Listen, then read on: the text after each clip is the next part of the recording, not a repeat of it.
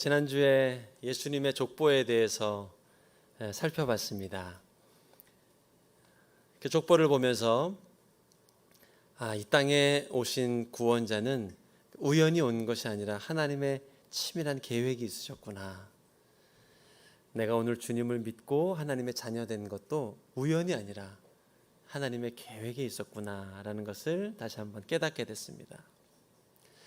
그리고 족보를 살펴보면 메시아의 탄생이 이루어지는 것을 방해하는 많은 어둠의 흔적이 그 족보에 있는 것을 볼 수가 있습니다.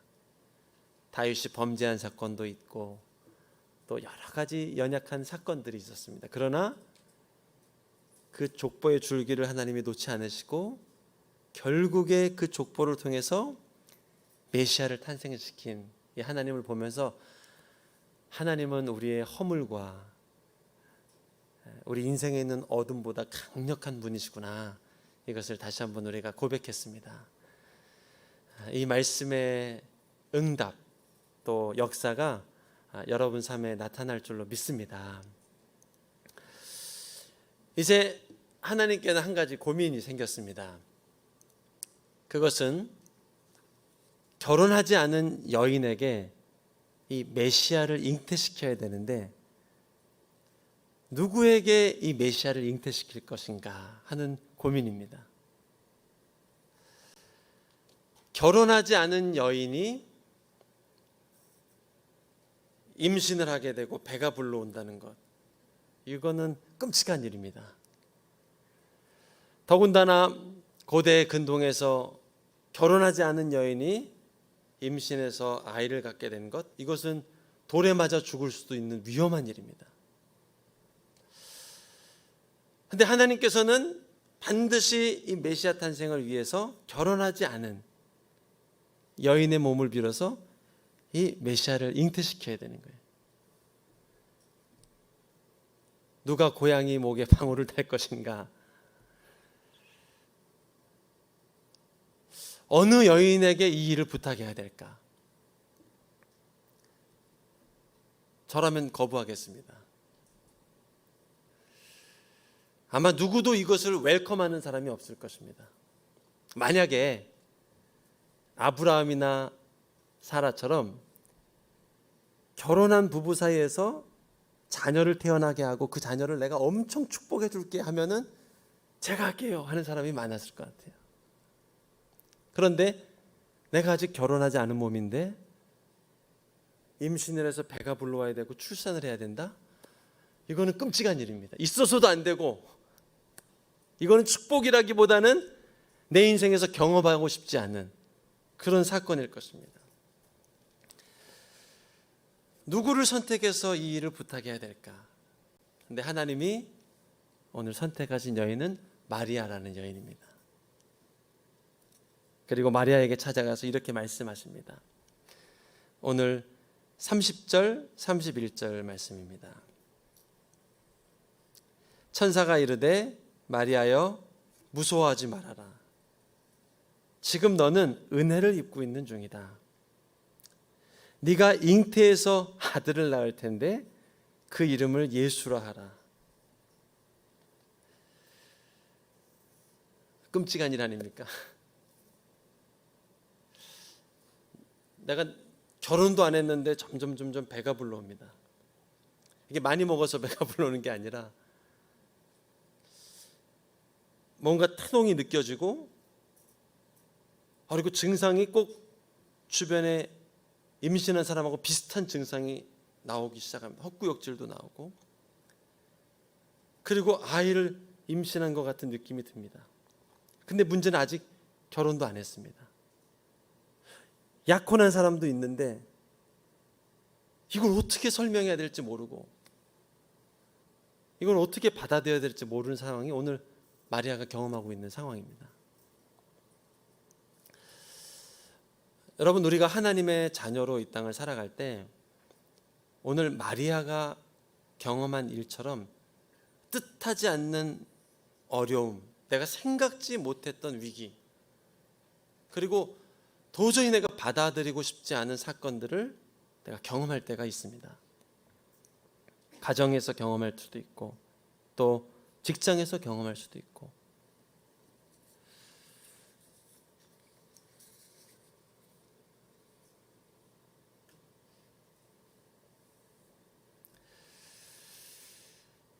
하나님께서 나를 분명히 사랑하시는데 왜 내 삶 가운데 이런 일이 벌어져야 될까? 오늘 마리아가 이런 생각을 묵상할 수도 있지 않겠습니까? 내가 무슨 큰 잘못을 했나? 아니면 내가 무슨 저주를 받았나?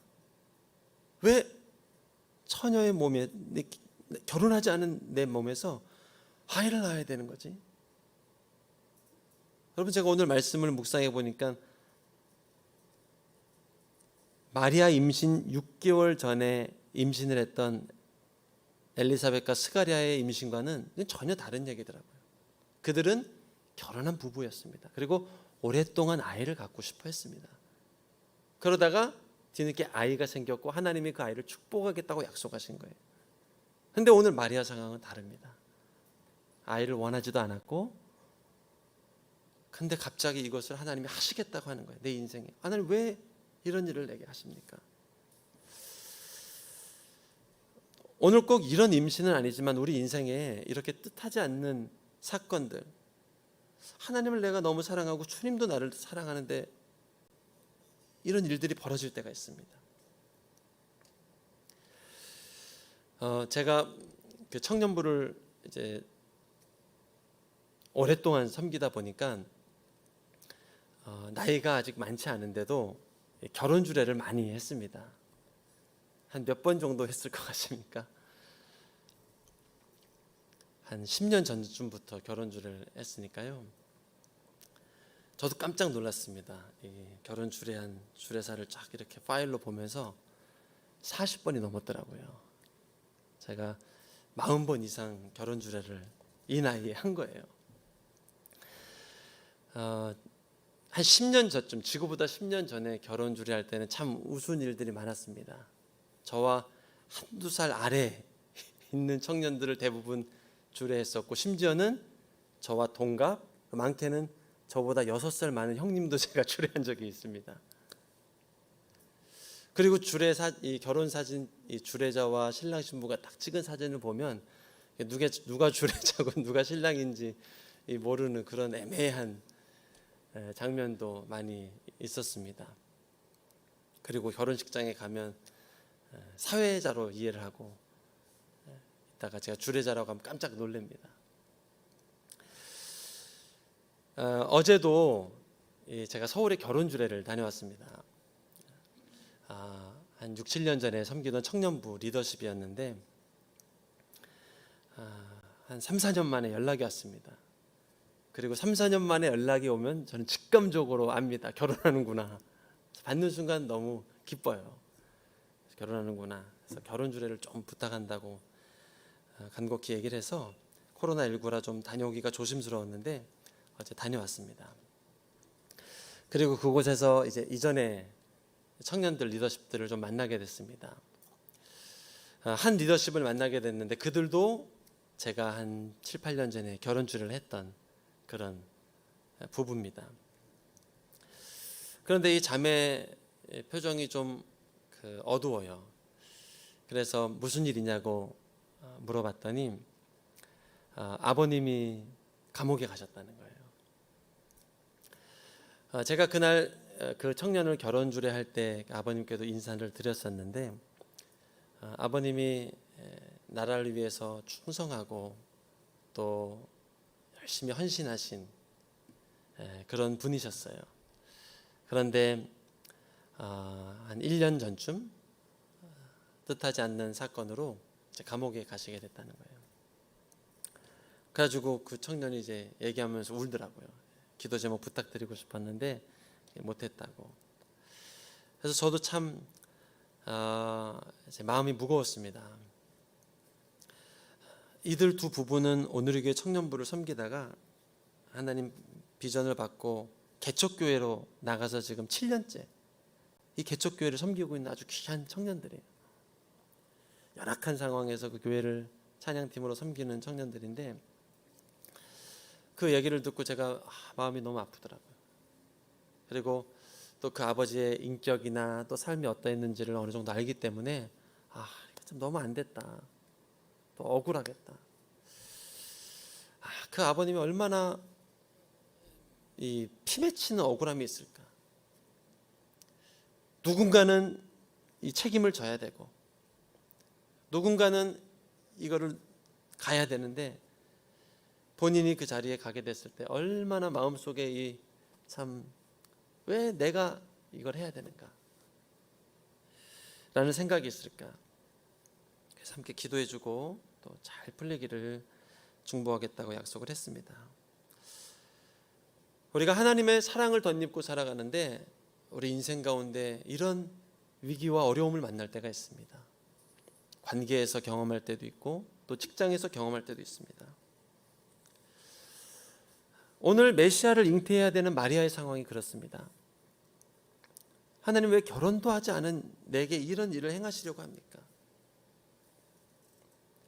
요셉과 결혼하고 요셉과 하룻밤을 함께 자기 전에 이 일을 하셔도 괜찮잖아요.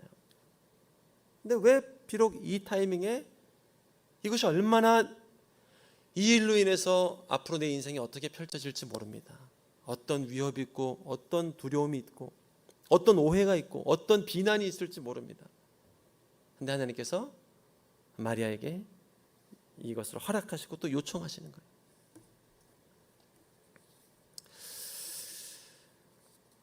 예전에 제가 청년부를 섬길 때 한 멘토님이 계셨습니다. 그 멘토님이 당신의 직장으로 우리 리더십들을 초대하겠다고 해주셨습니다. 그래서 공휴일에 우리 리더십들을 초대해 주셨습니다. 한 20여 명을 초대해 주셨습니다.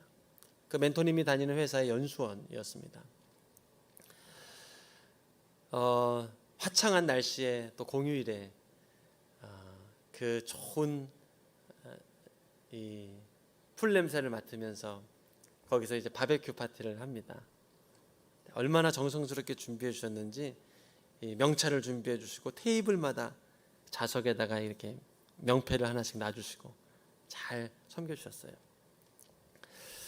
근데 그 모임 중간에 잠깐 멘토님이 저를 부릅니다. 그러더니 이 기업의 회장님이 공휴일이라 연수원에 쉬러 오셨는데 잠깐 담당 목사니까 소개해드리고 싶다는 거예요.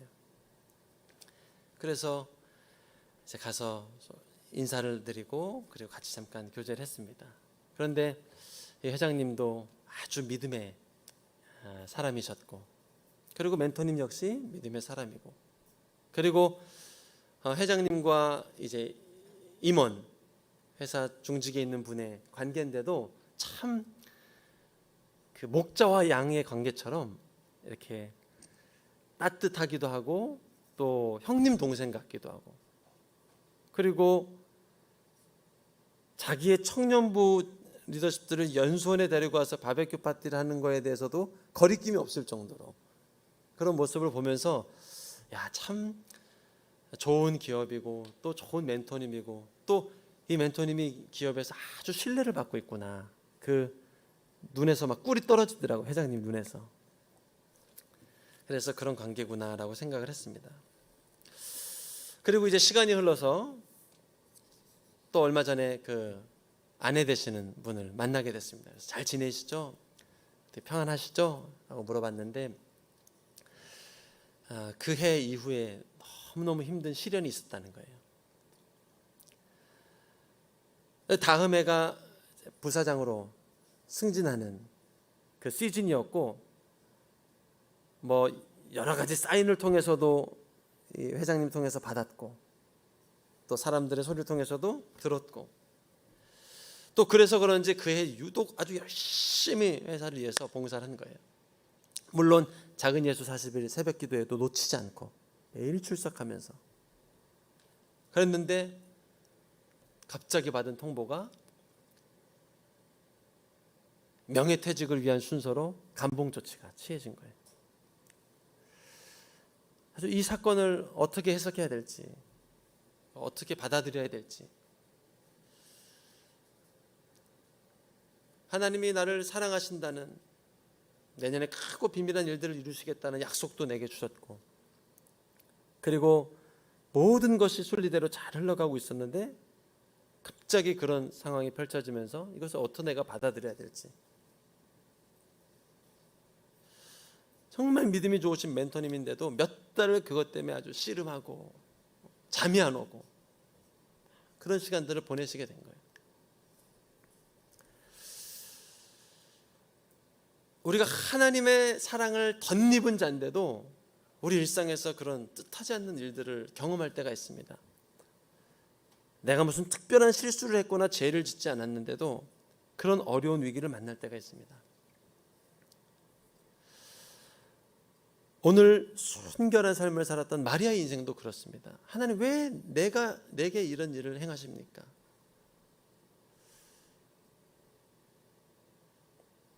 그 수많은 사람들 중에 왜 내가 이 일을 감당해야 됩니까? 나는 누구보다도 하나님의 사랑을 덧입은 자잖아요. 난 누구보다도 하나님의 사랑 안에 있는 자잖아요. 왜 내가 이 일을 겪어야 됩니까? 라는 생각이 들 수 있는 거예요.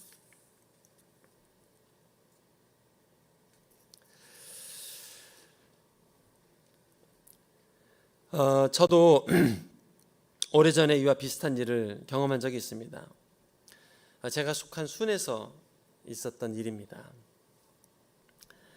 순 안에 어떤 사소한 오해로 인해서 파가 갈리게 되고 갈등이 일어나게 되고 하면서 몇몇은 떠나가게 되고 순이 아주 어려워진 상황이 됐었어요. 그러던 중에 순장님은 캐나다로 유학 가는 상황까지 돼버린 거예요. 그 상황에서 제가 졸지에 부순장인 제가 순장이 된 거예요. 하고 싶지도 않았고 또 할 준비도 안 돼 있었는데 갑자기 그 일을 떠맡게 된 거예요. 그래서 참 기도하고 하나님 일을 잘 감당하게 해주십시오. 또 하나님이 시켰으니까 순종하고 합니다.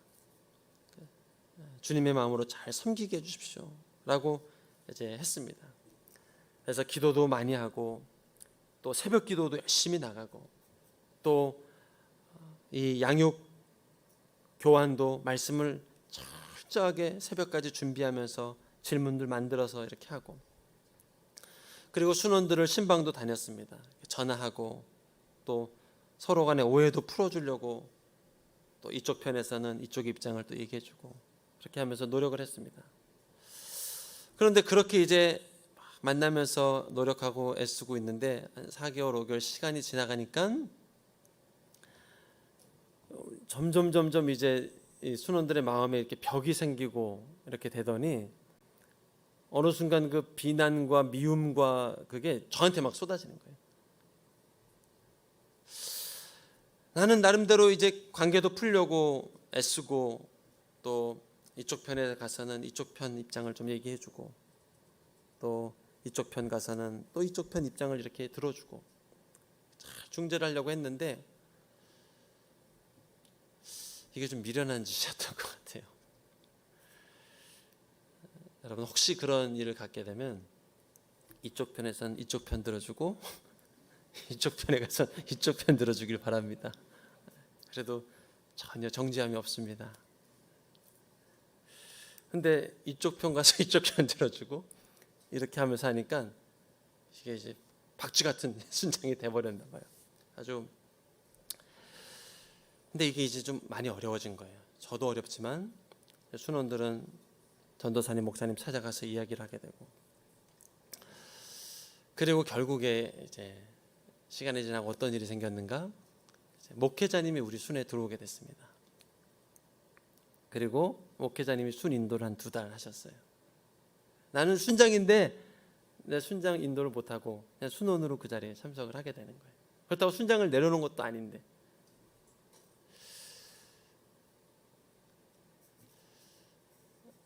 명목상은 그냥 좀 어려운 순을 도와주시겠다는 거였는데 나중에 알고 보니까 그건 아니었어요.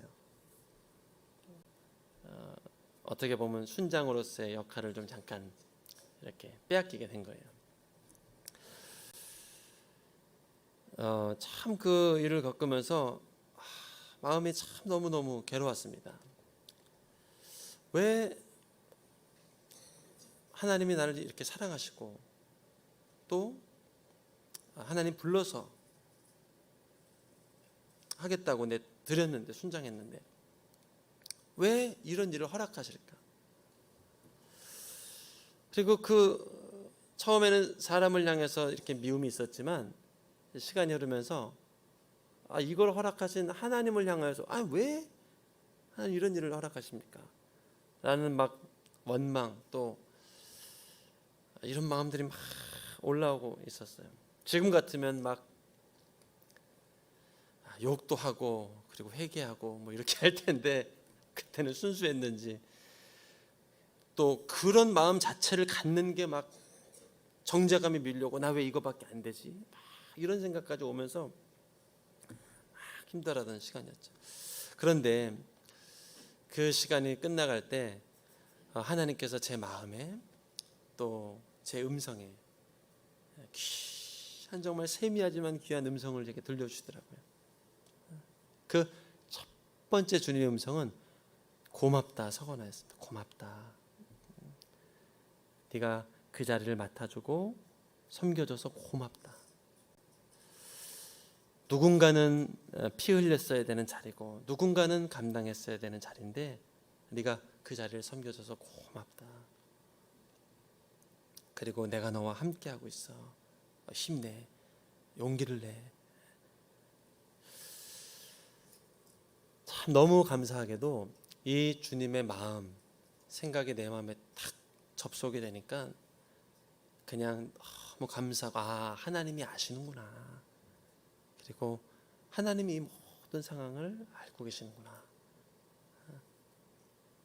그 뒤로는 더 이상 나를 정죄할 이유도 없고, 내가 이거밖에 안 돼서 그래 라고 스스로를 막 정죄하면서 힘들어할 이유도 없어졌고, 그리고 그 뒤로는 마음에 좀 자유함도 생기고, 그리고 그 2달여가 지난 뒤로부터는 다시 섬길 수 있는 어떤 여유도 생기고, 또 이렇게 마음의 힘도 생기더라고요.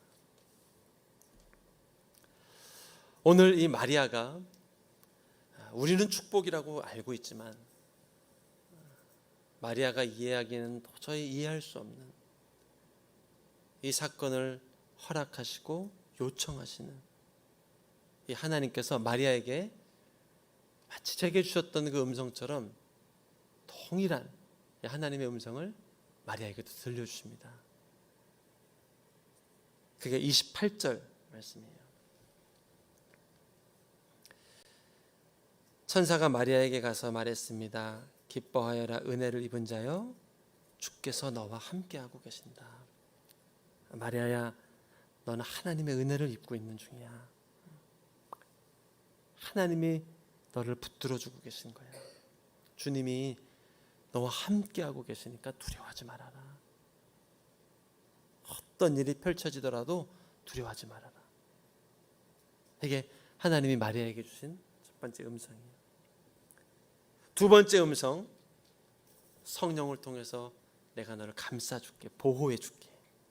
35절 말씀입니다. 천사가 대답했습니다. 성령께서 너에게 임하실 것이며 지극히 높으신 분의 능력이 너를 감싸주실 것이다. 성령이 너와 함께 해줄 거야. 그리고 지극히 높으신 분의 능력으로 너를 감싸주실 거야. 이게 하나님께서 마리아에게 주셨던 약속이었습니다. 그리고 마리아는 이 주님의 음성을 듣고 일어나서 하나님을 찬양하며 나갑니다. 그것이 뒤에 나오는 이제 마리아의, 그 유명한 마리아의 찬양입니다. 하나님께서 비천한 나를 통해서 이런 일들을 이루셨습니다. 참 많은 사람들이 있는데 나를 통해서 이 은혜를 덧입게 하셨습니다. 이게 마리아의 입술을 통해서 흘러나온 찬양입니다. 여러분, 우리는 잘 알지만 마리아의 고난과 이 슬픔 또 두려움은 이 예수님의 잉태는 시작에 불과한 일이었습니다. 이후에 예수님이 십자가에 못 박혀 죽으실 때 자신의 아들이 죽는 것을 눈으로 봐야 했던 그 마리아의 고난은 지금의 것과는 또 상상할 수 없는 그런 어떤 큰 마리아가 겪어야 했을 환난이었습니다. 그러나 그럼에도 불구하고 마리아는 하나님의 어떤 구속사, 섭리, 그 가운데 나와 함께 하신 은혜, 그리고 나를 돌보시는 그 주님의 어떤 사랑, 성령이 함께 하심, 그것을 믿고 이 마리아도 역시 부활에, 주님의 부활에 동참하는 자가 되어서 정말 내가 축복이었구나. 이런 어려움을 당한 인생도 없었지만 이런 축복을 경험한 인생도 없구나. 아마 마리아는 마지막 순간 숨을 거두면서 더 깊은 찬양으로 하나님 사랑합니다, 경배합니다 하면서 마지막 숨을 거두지 않았겠습니까? 그게 마리아의 삶 가운데 함께 하셨던 하나님의 역사하심입니다. 여러분, 우리가 계속해서 말씀을 보고 있지만 우리가 성경을 보면서 분명히 알 수 있는 것 한 가지가 있습니다. 하나님의 약속의 성취에는 반드시 필연적으로 아픔과 고난이 뒤따르게 된다는 거예요. 이삭을 잉태했던 아브라함의 인생에는 25년이라는 기다림과 또 이스마엘을 낳아야만 했던 그 아픔의 시간이 있었습니다. 모세와 이스라엘 백성이 출애굽의 역사, 홍해의 기적을 경험하는 출애굽의 역사를 이루기 위해서는 이 400년이라는 시간 동안에 애굽의 노예로 살면서 정말 말 못할 아픔과 수모를 당해야 됐던 시간들이 있었습니다. 그리고 오늘 이 메시아의 탄생을 위해서는 한 여인이 감당하기에는 너무나도 크고 두려운 그런 일들이 있었습니다. 마리아가 3개월이 지나고 6개월이 지나고 배가 불러오면서 24시간 은혜 충만하진 않았을 것 같아요.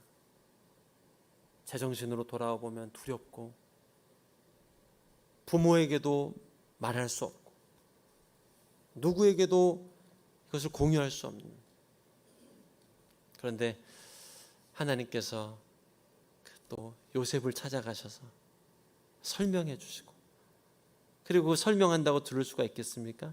듣게 해주시고, 그리고 그 메시아 탄생을 낳을 수 있는 위대한 일들을 이 마리아를 통해서 이루어 주신 거예요. 하나님께서 오늘 저와 여러분을 이 마리아 같은 인생으로 불러주셨습니다. 그리고 우리 인생을 향해서 정말 크고 비밀한 계획들이 있습니다. 하나님이 가지고 계신 계획은 그냥 우리가 그냥 그렇게 살아가는 일상에 밥 먹고 집에 가고 잠을 자고 이런 것이 아닙니다. 물론 그게 나쁜 건 아닙니다. 그러나 그것을 우리가 계획이라고 하진 않습니다. 그것은 그냥 그렇게 살아가는 거예요. 근데 하나님은 우리 인생을 향해서 어떤 계획이 있다고 하셨어요. 그리고 오늘 내 삶 가운데 때로 내가 감내해야 될 이런 수치의 자리가 있고 또 부끄러움의 자리가 있고 고난의 자리가 있지만 아들아 힘내라. 오늘 이 약속을 주시죠. 하나님의 은혜가 너와 함께하고 있어. 걱정하지 마. 주님이 너를 붙잡아 주고 계셔. 성령이 너와 함께 하실 거야. 지극히 높으신 분의 능력이 너를 감싸줄 거야. 할렐루야. 이것이 우리 인생을 향한 주님의 약속입니다. 이 약속의 말씀을 마음에 새기고 오늘도 하나님이 계획하신 것들, 또 꿈꾸시는 것들 내 삶에 마음껏 이루어 주십시오. 한 가지 주님 앞에 바람이 있다면 오늘 마리아처럼 내 입술을 통하여서 이 한 주간 새 노래가 흘러나게 하시고 또 새 찬양이 흘러나올 수 있도록 나의 마음과 생각을 주장해 주십시오 하고 기도하며 나아갈 때 오늘 이 한 주간도 우리도 멋지고 또 승리하는 이 한 주의 삶을 살게 될 줄로 믿습니다. 그렇게 승리하는 저와 여러분 되기를 주님의 이름으로 축복합니다. 우리 함께 기도하도록 하겠습니다.